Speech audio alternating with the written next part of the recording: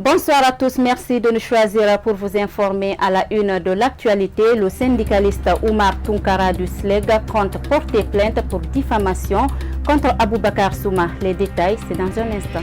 L'on connaît désormais assez sur la maladie mystérieuse déclarée dans une famille à Kagbelin. Selon le dermatologue Dr Ibrahima Traoré, cette maladie n'est ni contagieuse ni héréditaire. Détails à suivre dans cette édition d'information. Si rien n'est fait, la Guinée pourrait se retrouver sur la liste des pays désertiques d'ici 2046. Face à cette situation, les environnementalistes interpellent les décideurs à plus de responsabilités. Une fois encore, bonsoir et bienvenue. Bref, pour commencer, les bébés siamois ont été opérés ce mardi 19 janvier 2021 à l'hôpital de Donka. Selon leur mère adoptive jointe au téléphone par notre rédaction, ces bébés qui étaient reliés aux fesses se portent bien après l'intervention. Nous y reviendrons dans nos prochaines éditions. Après la sortie médiatique du haut représentant du chef de l'État soutenant à la récente résolution votée par l'Assemblée nationale relative au régime et au fonctionnement des coordinations régionales en Guinée, certains observateurs de la vie sociopolitique estiment que la solution serait la mise en place d'un Conseil national des sages. Suivez le reportage de Mohamed Traoré et Moustapha Diané. C'est au cours d'une conférence de presse organisée le samedi que le haut représentant du chef de l'État a exprimé tout son soutien à la récente résolution votée par l'Assemblée nationale relative au régime et au fonctionnement des coordinations régionales en Guinée. Il demande la mise en œuvre rapide de la dite résolution. Depuis l'indépendance de la République de Guinée, les politiques se sont toujours basées sur la communauté, sur les coordinations régionales afin d'arriver à leur fin. Et ceux qui sont en train de faire la promotion de réglementation des coordinations, je trouve normal si c'est sincère. Mais c'est les gens qui se sont toujours appuyés de ces coordinations-là pour avoir des positions afin d'être dans les grâces du président Alpha Condé. Je crois bien que nos coordinations régionales aujourd'hui méritent respect, considération. S'il y a une réglementation qui peut favoriser leur épanouissement, je suis d'accord. Mais ce n'est pas pour museler une partie de la coordination afin de favoriser une autre partie de la coordination.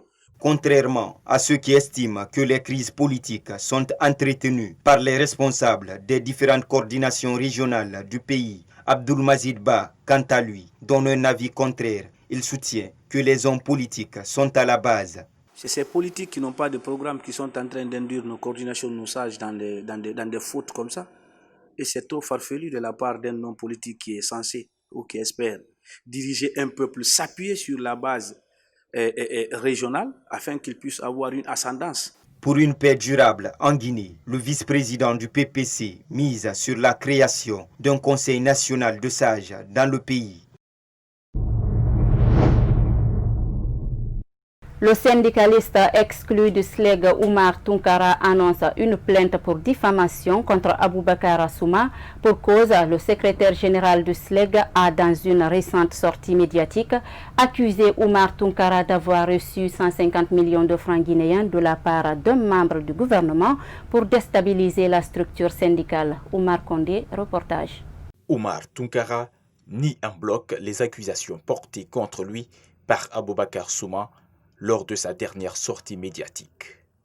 Selon lui, cela est l'expression d'un acharnement contre sa personne. C'est une réaction de démenti.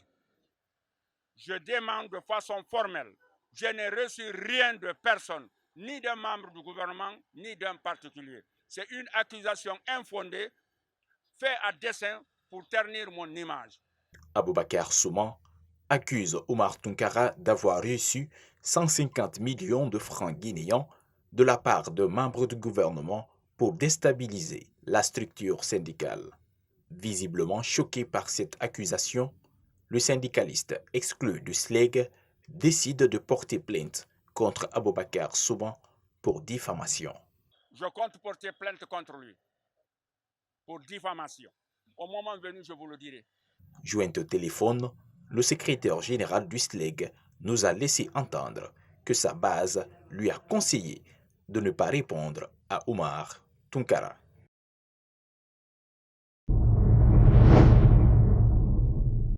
Mamadou Ribari, 21 ans, chauffeur de profession, est décédé samedi dernier en détention. Contrairement à la justice qui parle de mort naturelle, la famille de la victime dénonce un manque de soins médicaux. Son avocat et les activistes des droits de l'homme dénoncent les conditions de détention dans les prisons guinéennes. Bintou Souma et Moustapha Diané. Après 4 mois et 2 semaines, Mamadou Ribari est mort en détention samedi dernier. Selon sa famille, il est tombé malade à la maison centrale, mais les efforts de ses parents pour qu'il ait accès à des soins ont été vains. Une mort naturelle selon le ministère de la Justice qui précise qu'une autopsie peut être demandée par la famille. S'il y a une mort suspecte, automatiquement en principe il doit y avoir une autopsie, même si la famille n'en demandait pas. Et si effectivement il n'y a pas une autopsie, il ne peut pas confisquer le corps. Il faudrait qu'il le rende. Et quand on parle de l'application de la loi, c'est dans l'intérêt de tout le monde. Mais je le dis et je le répète, quand il s'agit soit de sympathisants ou de militants de l'opposition, c'est comme si ce ne sont pas des citoyens. Les droits fondamentaux sont complètement ignorés. Mamadou Ribari est la 4e personne qui décède en détention. Ce défenseur des droits de l'homme croit connaître les causes de ces décès. Il en appelle au respect des droits des prisonniers. Je crois qu'il y a une surpopulation carcérale actuellement à la maison centrale de Conakry. On l'a dit et on l'a répété que la prison a été construite initialement pour 300 personnes. Mais au jour d'aujourd'hui, il y a à peu près 1800, 2000 personnes qui croupissent en prison là-bas. Et dans une promiscuité véritablement de nature à affecter la santé, le moral, n'est-ce pas, l'hygiène, n'est-ce pas, de l'environnement. Donc il est important que, au lieu que les autorités arrêtent de s'abriter derrière des déclarations, pour que véritablement on lance les enquêtes pour clarifier véritablement ces cas de décès. C'est toujours demander à la justice de jouer son rôle, hein, de faire en sorte que les personnes qui sont interpellées soient jugées dans un délai raisonnable. Il y a des centaines de prisonniers politiques en Guinée de nos jours, certains parfois malades. Contrairement à ce que beaucoup pensent, la maladie dont souffrent des membres d'une même famille à Kagbele n'est ni contagieuse ni héréditaire, selon Dr Ibrahima Traoré, dermatologue. Yaye Oumoubari et Moustapha Diané, reportage. Dr Ibrahima Traoré, qui a vu les dégâts de cette maladie par voie de presse, essaye de poser un diagnostic en tant que médecin-chercheur. Cette maladie appartient à la famille des dermatoses bulleuses. C'est que les maladies bulleuses de la peau, il y a tout un groupe qui est là, mais c'est effectivement en voyant la description, la disposition des lésions et les types de lésions qui sont là, la probabilité est très élevée pour qu'ils soient appelés dermatoses, pour qu'ils appartiennent au groupe dermatose bulleuse et précisément au pemphigoïde bulleux. Donc cette maladie s'appelle pemphigoïde bulleux, mais il faut aussi faire des investigations. Et nous recommandons de faire la biopsie et pour vraiment confirmer ce diagnostic, et puis aussi faire le test sanguin d'anticorps pour toujours confirmer ce diagnostic. Poursuivant, Dr Ibrahima Traoré rappelle que ces malades ont urgemment besoin de soins. Ces patients-là n'ont pas besoin simplement du traitement de la peau là, non, ils ont besoin de traitement parce que la peau est exposée, ils ont des plaies un peu partout, donc ce qui expose ces patients aux infections bactériennes, aux infections virales et fongiques. Donc il faut vraiment les soumettre à une forte antibiothérapie, et mieux que cela, il faut aussi les réhydrater. Pourquoi? Parce que vous savez, la peau assure l'équilibre hydroélectrique. Donc lorsqu'il y a des pertes comme ça, des lésions, ça entraîne des pertes hydroélectriques et des pertes électrolytiques et même des protéines. A rappeler que pour le traitement de cette maladie cutanée, ce dermatologue préfère garder pour lui ce qu'il considère comme remède. Il attend que les autorités sanitaires lui fassent appel pour, selon lui, soigner ses malades. Un accident de la circulation fait un mort et une personne grièvement blessée. L'accident s'est produit ce dimanche 17 janvier au carrefour de l'université Sophonia, Angeline Guilavogui et Ibrahima Khalil Silla. C'est aux environs de 18h que 2 étudiantes en sociologie de l'université générale Lansana Conté de Sophonia ont été renversées par un taxi. Mamadou Bella Diallo, âgé d'une vingtaine d'années, a perdu la vie. Sa camarade de classe Noumanian Diawara se trouve dans un état critique. Ce qu'on demande à l'État, vraiment qu'on souhaite la présence soit des policiers afin qu'ils puissent sécuriser des taxis motards ou bien des taximens en même temps en mettant les panneaux de signalisation. Parce que supposons si c'était sur un lundi comme ça là, c'était vraiment un cas difficile. Parce que les lundis ou bien les jours ouvrables comme ça, plein d'étudiants dans la rue. Donc vraiment, on sollicite les panneaux de signalisation. Le conducteur du véhicule impliqué dans l'accident a été placé en garde à vue après les faits. Selon les témoins, le véhicule n'appartient pas au conducteur. C'est le destin. Nous mettons ça au compte du destin. Déjà, il y a eu les premières dispositions qui avaient été prises. C'était de mettre les dos dedans. Ça a été fait. Mais le chauffeur qui est venu était venu à grande vitesse, je crois, en état de d'ébriété. Voilà, donc quelque part, la disposition à prendre, c'est que je crois qu'il faut toujours sécuriser le lieu. Donc c'était aussi un dimanche, ce n'était pas un jour fréquenté par les étudiants. Sinon, toujours il y a beaucoup de gardes. À rappeler que ce n'est pas la première fois que ce genre d'accident se produit au carrefour de l'université de Sonfonia.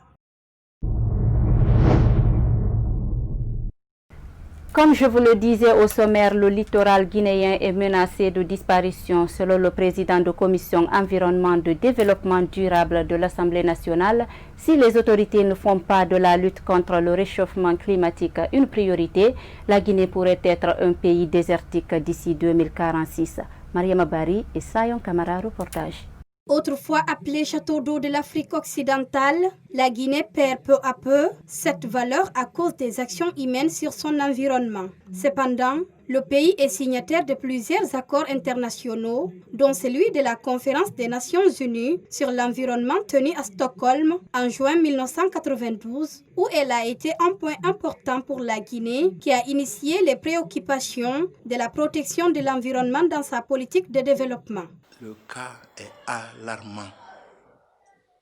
Je le dis et je le répète, que si notre République de Guinée ne prenne pas leurs dispositions pendant un minimum de 25-30 ans, nous ne prenons pas notre disposition par rapport à l'environnement, la Guinée sera comme le Sahara. Pour ces parlementaires ouest-africains, la protection du littoral guinéen est un phénomène qui doit être une priorité pour les autorités guinéennes. Un combat qui nécessite le respect des différents règlements mis en place à cet effet. Tous ces travaux restent à faire et que je voudrais demander aux Guinéens, n'est-ce pas, afin que nous préservons, surtout aux autorités, nous prenons l'environnement très au sérieux. Sinon, la nature elle-même nous répondra négativement et on vit une seule fois. Au cours de la 8e législature, plusieurs textes ont été votés pour la protection des faunes et flores en Guinée. Des textes dont l'application fait défaut sur le terrain, regrettent ces députés. Dans un décret lu sur les médias d'État, Alpha Condé a dévoilé la nouvelle structure du prochain gouvernement, en tout 36 ministères et un secrétariat général des affaires religieuses. Désormais, le ministère de la Culture est détaché de celui des Sports. Les opérateurs culturels se réjouissent. Alpha Omar Diallo est allé à la rencontre de quelques acteurs culturels ce mardi. Suivez. Un ministère consacré à la culture et au patrimoine historique complètement détaché de celui des sports. Un des changements dans la structure gouvernementale dévoilé lundi soir à la télévision nationale. Une nouvelle bien accueillie par les opérateurs culturels qui se disent libérés. Avec dedans, nous sommes très heureux.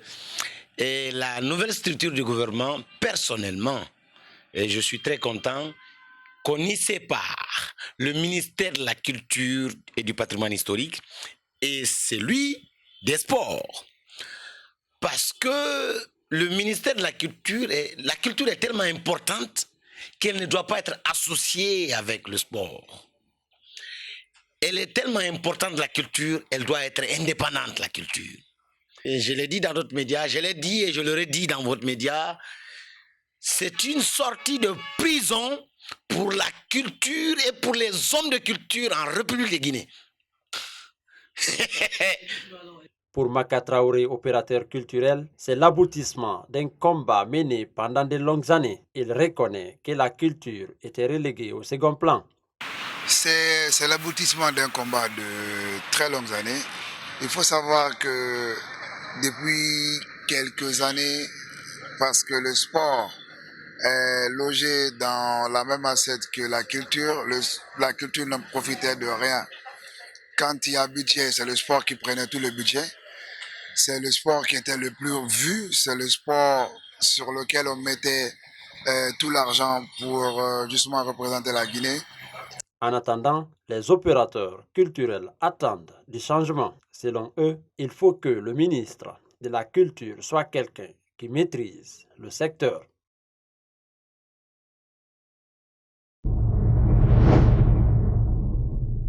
Les tensions politiques et les violences des gangs inquiètent les Nations Unies. Le Haut Commissariat des Nations Unies aux droits de l'homme a exprimé mardi sa préoccupation face à la recrudescence de l'insécurité liée aux gangs. Le Haut Commissariat des droits de l'homme demande aux autorités haïtiennes de veiller à ce que ces gangs n'entravent pas le droit des personnes à manifester pacifiquement. Les enlèvements contre rançon, les attaques des bandes criminelles contre des quartiers perçus comme rivaux et l'insécurité généralisée dans un contexte d'impunité presque totale ont augmenté ces derniers mois en Haïti, selon Michelle Bachelet du service du Haut Commissariat des Nations Unies aux droits de l'homme. Lors d'un point de presse à Genève, Marta Hurtado, la porte-parole du Haut Commissariat des droits de l'homme, a déclaré « Nous craignons que l'insécurité, la pauvreté et les inégalités structurelles persistantes en Haïti, associées à des tensions politiques croissantes, ne conduisent à un mécontentement public suivi d'une violente répression policière et d'autres violations des droits de l'homme. » À raison des différences sur le calendrier électoral et sur le référendum portant sur la réforme constitutionnelle proposée par le gouvernement, les tensions politiques refont surface dans ces pays des Caraïbes. Dans cette ambiance tendue, les appels à des protestations de masse se multiplient. Le service des droits de l'homme du Bureau intégré des Nations Unies en Haïti vient de publier mardi un rapport sur les abus commis par les forces de l'ordre haïtiennes et les gangs pendant les troubles sociaux de 2018-2019. L'ONU prône une réforme des pratiques, notamment en veillant à ce que les agents participant au maintien de l'ordre lors des manifestations reçoivent une formation et des instructions adéquates. Port-au-Prince devrait également garantir la reddition des comptes sur les violations et abus passés en assurant la justice, la vérité et les réparations aux victimes. Le Sili local entrera à lice ce mardi au stade Omnisport de Limbe au Cameroun. L'équipe de Kamfori Lapé Bangora affrontera la Namibie à 19h GMT. Ici à Conakry, les supporters sont mobilisés par endroits pour la victoire de l'équipe nationale locale. C'est un reportage d'avant-match de Mohamed Salou Diallo et Ibrahima Khalil Silla. L'équipe nationale locale guinéenne, qui est à sa 3e participation consécutive au championnat d'Afrique des Nations, fera son entrée en lice ce mardi soir au stade Omnisport de Limbe au Cameroun. Les supporters guinéens restent optimistes. Aujourd'hui, le match d'aujourd'hui, la Guinée va gagner sur le score de 2-0. Le premier but marqué par Ibrahima Sori Doumbouya dit Rikelme. Le deuxième but, ça sera Nyanya Bari. L'homme de Santoba, Aléala, il joue à Orea. Je lui souhaite bonne chance, Sili de Guinée. J'ai suivi même leur capitaine avec leur volonté de vaincre et puis j'ai l'espoir quand même, ça j'ai l'espoir. Plus leur groupe, ils ont un bon groupe, un groupe de jeunes qui veulent quelque chose, qui veulent se battre, avoir quelque chose. À travers ça, j'ai l'espoir. Les Guinéens restent peu enthousiastes pour ce match. Ces citoyens pointent doigt accusateur sur les autorités. Ça, c'est l'heure d'une nation, parce que la Guinée, si la Guinée joue, on devrait se donner la main pour supporter notre pays. Comme ce qu'on a fait à Rwanda 2016, je n'ai pas oublié, parce qu'avant toute l'histoire, j'apprécie l'équipe nationale locale, parce que c'est mes joueurs qui sont là-bas, c'est mes fans qui sont là-bas. Donc, je le souhaite les meilleures vies. Le Sili local a clôturé sa préparation par 2 défaites face au Maroc, chose qui ne joue pas en sa faveur. Rendez-vous ce soir à 19h TU. Voilà, c'est cet élément de sport qui met fin à cette édition d'information. Merci à tous de l'avoir suivi et bonsoir chez vous.